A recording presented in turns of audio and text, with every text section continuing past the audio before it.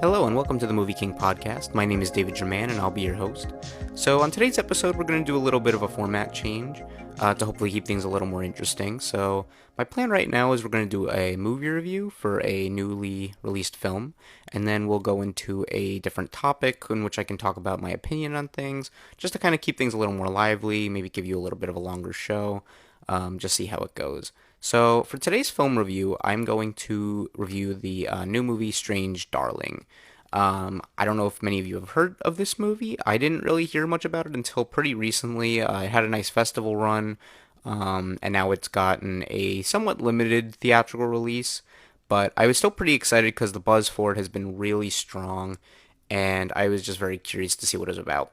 And just to say right off the bat, I really like this movie. I think it's a very good movie, really interesting, very well made, and it's really unlike anything I've seen before in a lot of ways. I mean, it does feel like something maybe like the plot could be something maybe you've seen in another movie, but I think just the way it's handled here, the way the direction goes, it just feels very original, and I really liked it a lot. I think I've seen some people kind of compare the movie to like a Tarantino and just kind of like maybe even more of like a grisly thriller at times. It's just really interesting. I don't want to give away too much. I'm really going to actually go pretty vague on this one just because I think it's one of those movies that the more blind you go in, the more satisfied you'll be. And I don't think, being spoiled like will ruin the movie necessarily for you, but if any of you maybe have seen the movie Parasite or I don't know, Barbarian or Malignant in recent years, you would probably know like that movie or all those movies, would really benefit from just going in blind and not really knowing too much beyond the basic premise. So just to give you a bit, a little bit of the basic premise of this movie, and this is all given away within the first, 30 seconds of the movie, so it's not really a spoiler of any kind. It's also in the trailer and you can see from the poster too. It's basically just that, it's basically just about a serial killer going on a chase and just kind of the last few months of this serial killer's spree. And that's kind of all I'll give away about the plot. I don't want to give away any more than that, but I will just say that it's a really good movie. I'll just kind of go into my pros and cons a bit here. So for the pros, performances are like the first thing I have to shout out immediately. The lead actress, Willa Fitzgerald, never seen her before in anything, I don't think, but she blew me away here. I mean, I'm serious. Like, it is amazing how good she is. I'm trying to think of like recent performances I can compare it to. There's really not many off the top of my head, but all I can say is if you've seen Pearl and you thought Mia Goth was great in that, this is like that, but maybe even more. I don't know. She just it's so good. I can't even really go into why here. Just the way she really like evolves her performance throughout the movie. You really see a lot of different sides to this character, and I thought it was really, really, really well done. Like, I think I'm genuinely serious right now. If it were up to me, she would get an Academy Award nomination right now. She's great. And then Kyle Gallner, sorry if I butchered your name, he is also very good as a different type of character. And with what he does, he has some very memorable scenes, some very good delivery. Both actors, I think, really do an amazing job carrying this movie.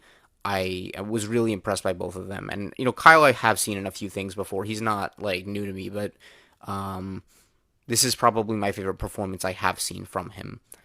Going on to the next thing, though, I just want to point out the cinematography.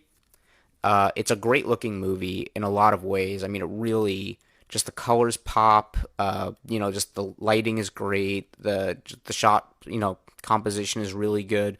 Just a lot of really good, looking stuff here. And like I said, I'd like to point out that the movie is shot entirely on 35 millimeter. The movie, itself really wants you to know that. I don't. It's probably one of the things in the movie I'm not crazy about. Actually, I mean, I love 35 millimeter. I'm not saying that my problem is how it was shot, but the movie is like it does this thing where it just lets you know it's shot on 35 millimeter, and I don't know why they did that. I would love, the director, JT Molnar. If you're listening to this by some chance and I mean, I just want you to know I'm a big fan of your work. I think you really did an amazing job on this movie. I would love to know though why you chose to say it was shot on 35 millimeter. I think that was just to me, I was a little confused by that. I mean, I love that it's shot on 35 millimeter, but I don't know if people really needed to know, or I don't know if people understood it besides people who just like love film, but I'd love to know. Any case, I'm still really proud of your work. I mean, that's the tiny nitpick of the tiniest nitpicks. But I also, while I'm talking about JT Molnar, I want to just say that the direction in this movie is really terrific, and the script as well is really, really good. Probably one of the sharpest scripts of the year, and just really clever in a lot of ways. I was really, really impressed throughout the entire movie. Again, how it evolved, how it changed course. It just really like surprised me in a lot of ways. And I don't get too surprised by movies these days. Like I don't feel like I'm really ever, really like blown out of my seat, but like this movie really did surprise me. And not even just in the sense that like oh, it's not predictable. Like I'm not even just saying in that regard, but just the way things play out and everything. It just really feels very original, and I liked it a lot. I think it was really, really good. I also have to say this movie does a really good job of utilizing chapters. I guess this is a little bit of a mini off-topic rant, but I've just kind of become a little bit done with the whole chapter segments in movies. Like it feels like it's been overplayed a lot in a lot of films recently, whether it be Zack Snyder's Justice League or I don't know, like uh, I'm trying to think of other movies that have done it recently. There's so many, but I don't know. It's been a little bit overdone. I haven't really loved that style recently. I think it's just like I don't need chapters in everything I watch, but this movie just does a really good job with it. I'm not gonna lie, like the first moment I saw it was gonna be told in chapters, I was like, not again. But I think it does a really good job. It earns it. I was very, very impressed with the way the chapters were done here. And also, I just want to say, really great use of limited resources in this film. Like it's very clearly on a smaller budget. It's not a big blockbuster or anything. I could talk about like Alien maybe next time. That was a much bigger budget, obviously, but that was a it's still a blockbuster in a lot of ways. But that one utilized its budget nicely for what it was. And I think this movie, I'm sure it was on a very small budget. You can just tell, but they really made a good job with it. And you couldn't really, I mean, honestly, you couldn't really say you couldn't say how bad the budget was. And that's really a good thing. I'm saying that as a huge compliment that this movie really does utilize every dollar it has and really makes you buy into everything that's happening. It's only a couple sets, it's not it only stays in a couple locations, but it really just does everything super well. Again, that's largely due to the script and direction and performances. Everything just feels very well thought out. You don't really it just feels like fresh. I get maybe fresh is the best word I can use for this movie. It's just like things that happen just constantly feel like, wow, like that's really interesting. Like it's really like taking me in a different place now. Like I'm not, it doesn't get repetitive at all. And I also have to shout out the pacing. Like, wow, the pacing in this movie is terrific. Probably one of the best paced movies I've seen in a long time.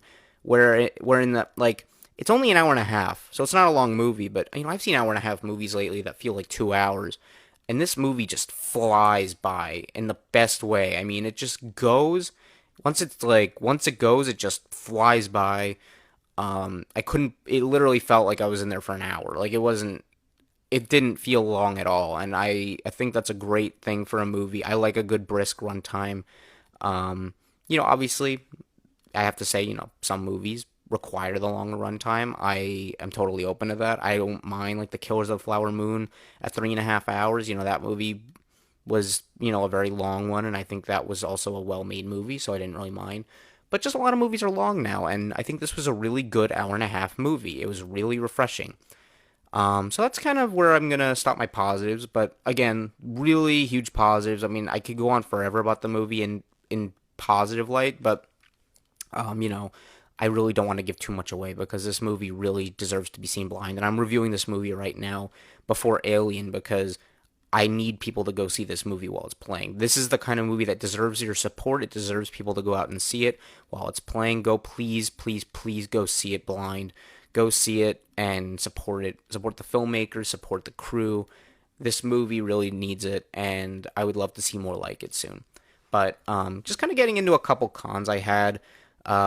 Pretty small things, not really anything too big. Again, I really like this movie as a whole. But I don't know if this was my theater. I don't want to say that it was definitely the movie on this, but I think it was. There is one scene, largely taking place inside a car, that had some very weird sound mixing to me. Like there was a lot of buzzing, and I couldn't tell if it was my theater's sound system, like kind of maybe malfunction. I didn't hear it at any other point in the movie, so that's why I think it was the film itself. But it was just a lot of buzzing. It was kind of overpowering the dialogue, so I was kind of distracted from really hearing what the characters were saying, which was a little unfortunate because it was a good scene, but it just really took me out of it a little bit, and I don't know. Again, maybe it'll be better on a different sound system, but that was just my experience, and I didn't love that the way that one scene was mixed.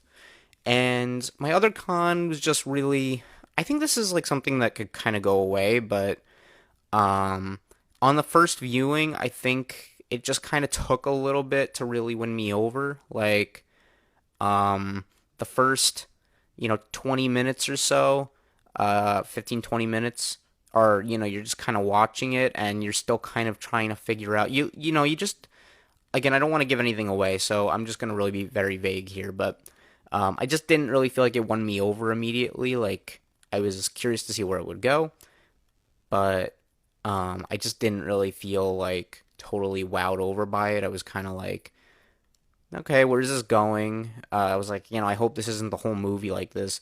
Once you kind of get more information, I think it really kicks into gear a lot. And I think, with that being said, it also makes the first 15, 20 minutes better as a result.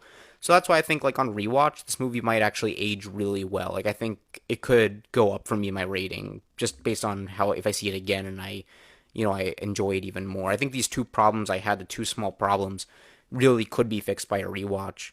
Maybe the sound mix would be something that can't go away. I don't know. But, regardless, I think really, really good movie. As for a rating, I would probably give it a B plus. I think it is really good. The things holding me back are really just like I couldn't totally get into it right away, and it's like a decent portion of the movie until it gets there, but once it does, it really, really, really did win me over. So I think on a rewatch, this could go up to like an A minus, maybe even an A. Like I really did enjoy it a lot, and I just really think people should go see it. I mean, it's gonna be one of the most memorable movies of the year for me, no doubt. Really enjoyed it a lot. So curious to hear your thoughts if you've seen it. If you did enjoy it, I would love to know why. And if you didn't, I would also like to know why because I think this is one of those movies that I'll be very transparent here. Also, I think it's one of those movies you will probably either love or hate, just depending on where it goes. But those are honestly the most fun movies to watch. I mean, like, don't you love going into a movie like Mother, like Darren Aronofsky's Mother, and then just like not knowing whether you're gonna walk out being like, yeah, that was great, or that sucked. So I love those kind of movies. That's partly why I was curious for this one too. It's just like, these kind of movies are always really fun for that. But most people really liked it, so I think you'll enjoy it. Go check it out, please. And yeah, thank you very much for listening to my review on Strange Darling. So up next, I'm going to talk about maybe something that a lot of you already do know about, but I'd like to just kind of talk about it anyway.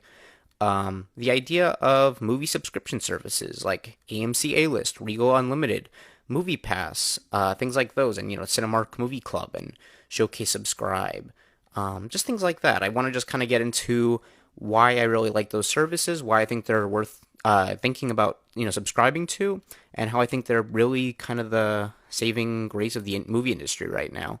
So I'll kind of get into that in a second.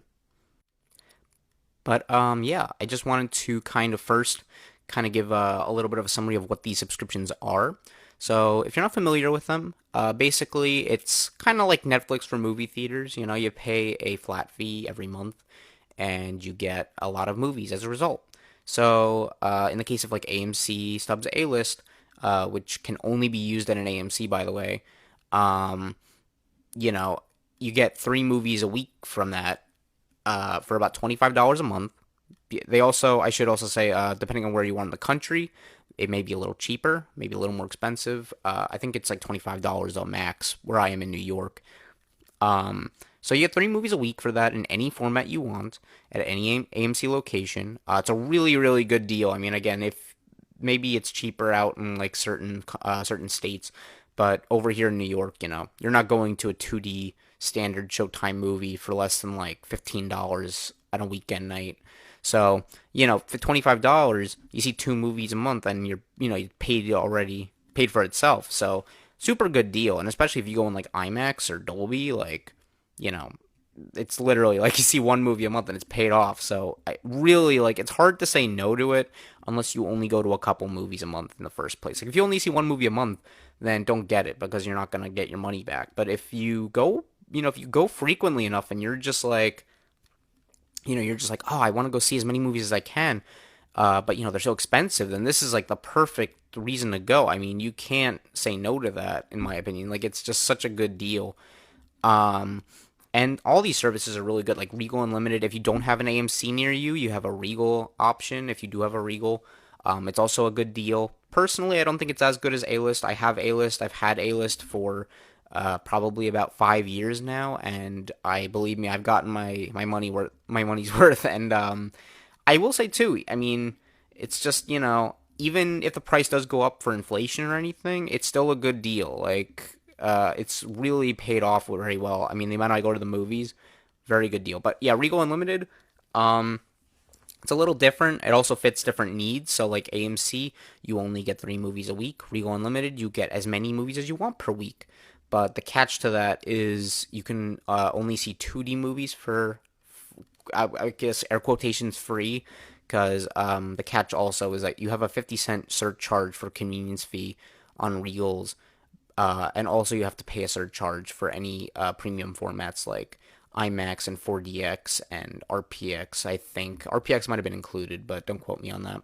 4DX, RPX, yeah, all those ScreenX, all those formats you have to pay a little bit of a surcharge for.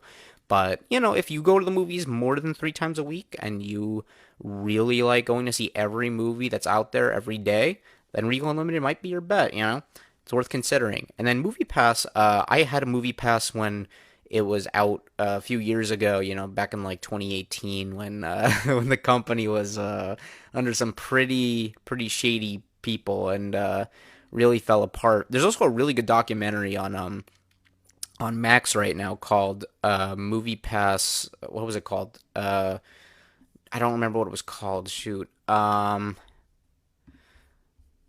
All right, you're just gonna have to trust me on this. Look it up. It's a MoviePass documentary on Max. It's really good. Can't recommend it enough. I just kind of gives the whole story of the MoviePass card and like how it started from with these 2 people, and they were very passionate about it. Then they got bought out by someone else, I think, and really just fell apart from there. But now MoviePass is owned again by the original people who created it, and it's I haven't gotten MoviePass since then. I mean, I had it originally when it was falling apart, but right now it's on a different system. It's right now you kind of sign up for like certain amount of credits, and each movie costs a different number of credits depending on what time of day you go, what day you go, uh, what movie it is, all that stuff. So if that's kind of up your alley and you're interested in, maybe you don't have a Regal or an AMC, just kind of have like a local movie theater by you, and you want to get that, then that's definitely worth considering too. So that's kind of all I got, on the big information on those, but I just kind of want to go over a little bit of like why they're really worth getting, because I think, and this is why I'm kind of pairing it with this movie review, Strange Darling, because Strange Darling, for a lot of people, maybe it's not the movie you want to spend, your $15 on. You don't want to spend your hours work on, on just a movie you never heard of, but you do want to support it. Maybe you just like, I don't, I'll wait till it comes on streaming. But when you have like A-List or Regal Unlimited or MoviePass or whatever it is, and you can go see it cheaper, you can go see this movie that maybe you wouldn't have seen otherwise, and you can go support the filmmakers, and you can go, really make a difference in these people's lives, really help support these small movies. And, because that's what going to the movies is about. It's not always about seeing, the big Avengers Endgame or the big Star Wars or DC movie or whatever it may be. It's also largely about seeing these small movies that, with strangers and really having an experience that you wouldn't have had otherwise at home. And that'll, that could be another topic also for another episode of why I love the movie theater so much. But why I love these subscriptions so much is because they allow us to go see movies that maybe we wouldn't see otherwise. And I think that's really special. I think that's really important. I've learned over the last bunch of years, when I was a kid, I would just see the big movies. I didn't really care about the small ones. But now that I'm kind of like becoming older and I'm really, interested in filmmaking and just, I went to film school and all of that great stuff, I've kind of just appreciated seeing small movies. And not even just like small like A24 movies. I mean, like, that's great. I love A24. They're my favorite studio probably. But just small stuff that comes out. I mean, my theater doesn't get like the crazy small stuff. This isn't even like a crazy small movie probably. It's, it's still all over the country. But it's still just really cool to get to support these kind of movies and just really see something that, maybe not a lot of people are checking out, and then being able to recommend it, being like the guy at the water cooler who's like, hey, I saw this really cool movie, you should go check it out. So, I don't know, I'm going on a bit of a tangent with that, but I just can't recommend this stuff enough, It's really, really good services, and I think, I've used it for a lot. I can verify myself, and this is not a paid, sponsorship or anything from any of these people. Like, they don't know me even talking about this. But, AMC, if you want to pay me, I'll definitely take some of your money. But, look, I mean, really the only catch with, like, AMC A-List that I've had, and there's two small catches, is that you have to show your ID every time you go. Usually, if the employee is doing their job correctly, they will ask you usually to show your ID. And, I thank you when you don't ask me for my ID, honestly. But, usually they do ask, and I have it ready. But, if you forget your ID, then you're kind of screwed. You can't go see the movie. So that's a bit of a catch. It's not really a big one. I mean, most people have their ID on them anyway. And then the other one is that with AMC, you can only make 3 reservations at a time. So that can usually it's not a problem. I mean, most times of the year, you're not going to be making that many reservations at a given time anyway. But it's kind of like, if you want to go see, like, say it's July and like you have like Planet of the Apes out, and you have, a Marvel movie out, and you have like maybe a DC movie out all at the same time, then it's like you're going to have to really make choices of like which ones you want to prioritize getting advanced seating for. Because if you make 3 reservations, you can't see a movie right now. I'm saying like 3 in the future, you can't see a new movie right now. So that's something to keep in mind. And again, you can only see 3 movies a week on A-List. So again, only 3 movies, right? But, it's some people, they like seeing more than 3 movies. I sometimes have had an occasion where I'll see more than 3 movies a week.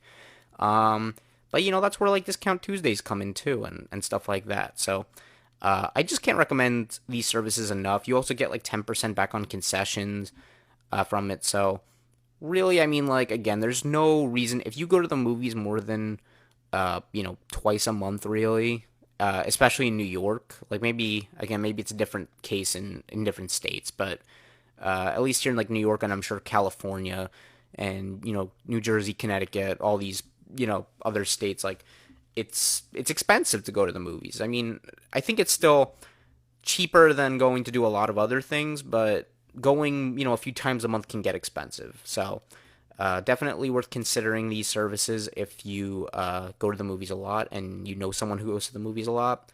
I also would like to point out, like on AMC A-List, you can, if you have multiple people who have A-List, you can go buy them a ticket and, through their own A-List, like on your app. So it's really convenient. Like I've had, family and friends, like I'm just able to, if like Star Wars goes on ticket sales and like I'm really concerned about getting tickets and like I want my friend to get a ticket with me, like I just buy the 2 seats together and I press it's an entourage order, and It lets me pick his seat, and he gets an alert about it, so he knows I bought him a seat.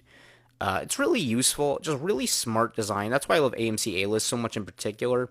But I'm sure Regal Unlimited and MoviePass are also really good services as well. But yeah, I mean that's basically all I got on it.